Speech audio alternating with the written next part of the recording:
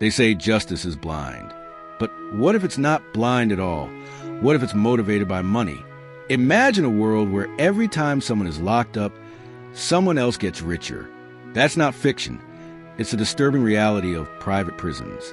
Private prisons exploded in the 1980s and 90s, right when the U.S. declared a war on drugs.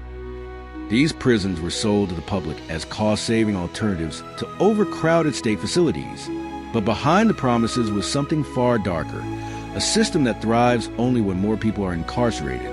Many contracts between governments and private prison corporations include occupancy guarantees. That means if prison beds aren't filled, taxpayers still have to pay as if they were.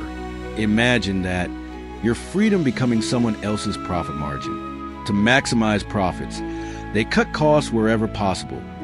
Fewer guards, worse food, inadequate health care, and minimal rehabilitation programs. The result?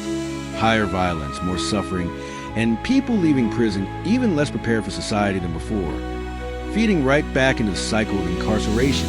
It doesn't stop there. Private prisons lobby lawmakers for harsher sentencing laws. Why? Because the more people who go to prison, the more money they make. It's not just about housing prisoners.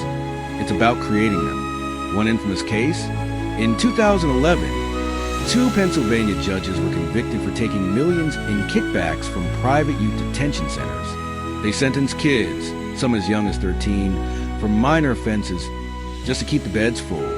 Known as the Kids for Cash scandal, it showed the world exactly how profit can corrupt justice. Private prisons still hold tens of thousands of people today.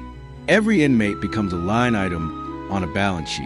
And every day the system exists, justice is no longer about fairness. It's about profit. So next time you hear the words tough on crime, ask yourself, who really benefits? Because in a system where freedom is for sale, the scales of justice will always be tipped.